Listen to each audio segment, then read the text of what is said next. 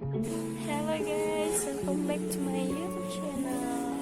Kembali lagi sama gue Sarah Dewi Irma Darmawan, NIM 43040190109. Kali ini saya akan menjelaskan tentang materi-materi resume dari filsafat manusia. Nah, yang pertama saya akan menjelaskan tentang jiwa dan badan.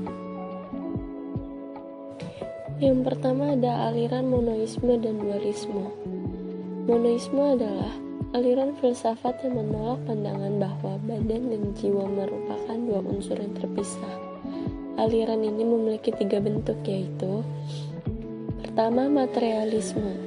Prinsip utama dalam aliran ini yakni menempatkan materi sebagai dasar bagi segala hal yang ada yang dapat disebut dengan fisikalisme. Bagi penganut aliran ini, yang terdalam dan paling awal serta satu-satunya yang nyata adalah materi. Materi bereksistensi karena ia memiliki kekuatan sendiri. Artinya, materi merupakan sumber serta keterangan dalam bagi bereksistensinya segala sesuatu yang bergantung pada materi. Penganut aliran materialisme biasanya mengakui bahwa manusia itu bersumber dari materi semata. Maka dari itu, kemungkinan yang dimiliki manusia tidak melebihi materi-materi kombinasi pada manusia. Yang kedua, teori identitas. J.J. Smart dan Haffield merupakan tokoh penganut teori identitas ini.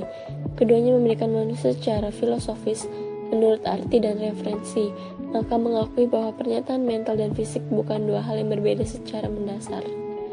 Yang ketiga ada teori idealisme. Menurut teori ini ada hal-hal serta gejala yang tidak dapat diterangkan semata berdasarkan materi seperti pengalaman, nilai, dan makna. Semua ini tidak memiliki arti apabila dikaitkan dengan materi.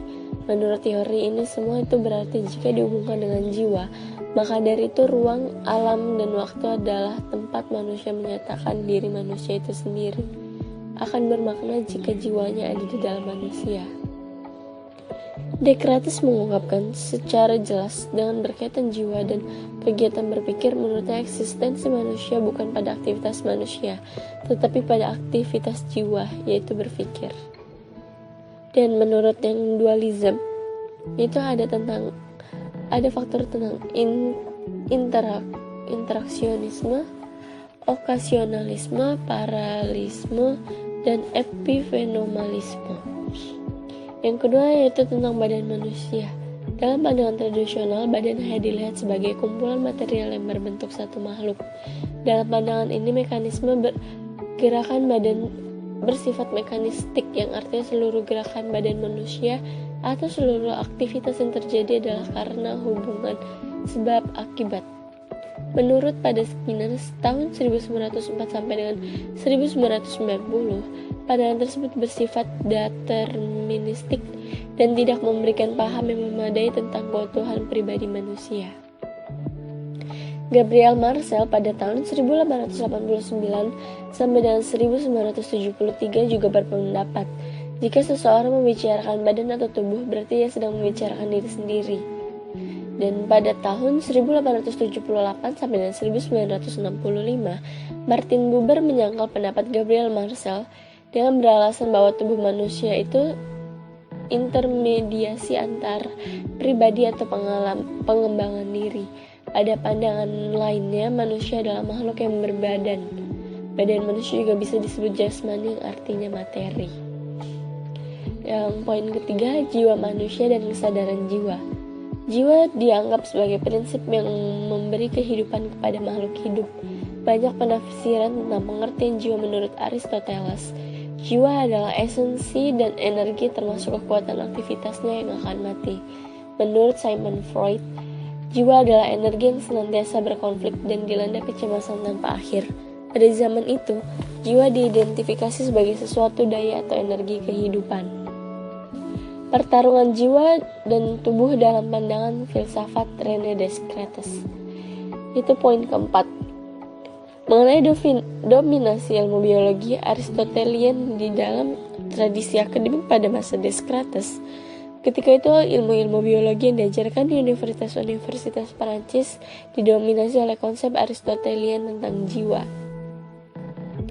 Jiwa dianggap sebagai prinsip memberi kehidupan kepada makhluk hidup. Semua organisme, termasuk tumbuh-tumbuhan, dianggap memiliki jiwa, yakni jiwa vegetatif. Dengan jiwa vegetatif, semua organisme mampu menyerang makanan dan memproduksi. Dan yaitu kedua, pengalaman Diskretus mengenai bergeraknya patung-patung oleh dorongan.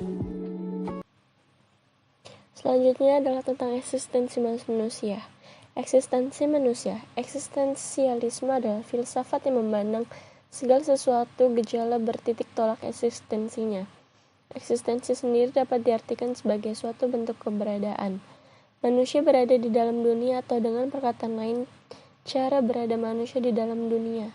Kata eksistensi berasal dari kata ex atau keluar, dan sistensi yang ditentukan dari kata kerja sisto, itu berdiri menempatkan. Oleh karena itu, kata eksistensi dapat diartikan manusia yang berdiri sebagai diri sendiri dengan keluar dari dirinya. Kebebasan adalah esensi manusia. Biasanya manusia yang bebas selalu menciptakan dirinya. Manusia yang bebas dapat mengatur, memilih, dan dapat memberi makna pada realitas.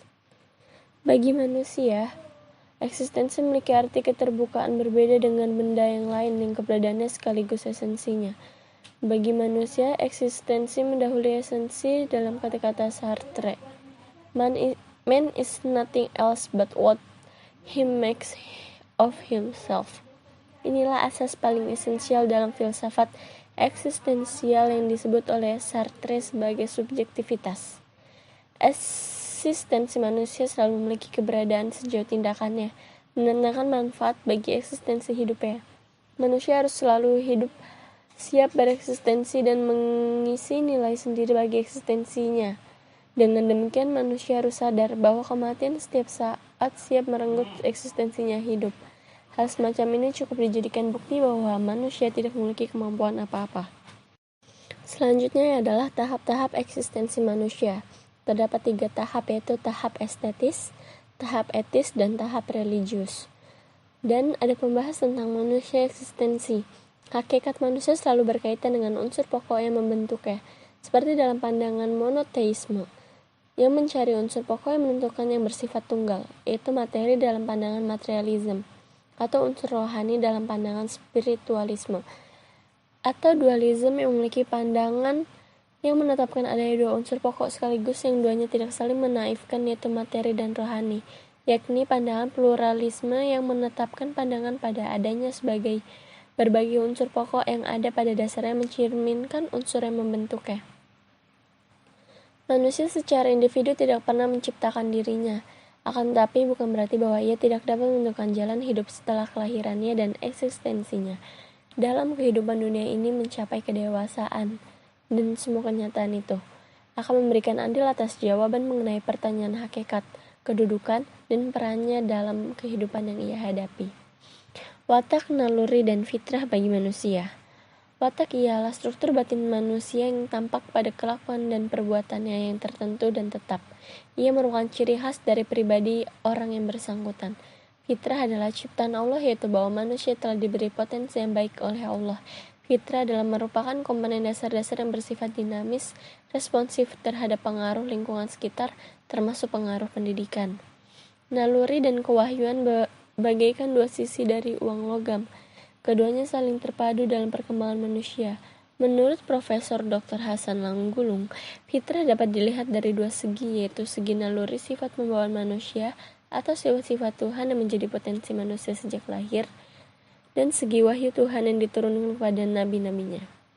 Manusia dengan fitrah diambil dari kata fatara yang berarti mencipta. Kemudian ditambahkan bahwa fitrah adalah mencipta sesuatu pertama kali tanpa ada contoh sebelumnya. Dengan demikian, kata tersebut dapat dipahami dalam arti asal kejadian atau bawaan sejak lahir. Kemudian ada orientasi nilai-nilai kemanusiaan. Basis dan kontekstualisasi nilai-nilai kemanusiaan yang universal, martabat manusia merupakan kualitas manusia sebagai manusia. Kualitas tersebut mengungkapkan keluhuran manusia di antara makhluk-makhluk hidup lainnya. Keluhurannya justru berakar dalam kenyataan bahwa ia berakal budi. Bahkan Thomas Aquinas mengakui manusia sebagai pribadi justru karena akal budinya. Sistem nilai-nilai akan timbul atas dasar pengalaman-pengalaman manusia dalam berinteraksi yang kemudian membentuk nilai-nilai positif dan nilai-nilai negatif. Sistem nilai-nilai yang sangat penting bagi pergaulan hidup. Karena yang pertama, nilai merupakan abstraksi dari pengalaman-pengalaman pribadi seseorang. Yang kedua, nilai-nilai tersebut senantiasa diisi dan bersifat dinamis. Yang ketiga, nilai merupakan kriteria untuk memilih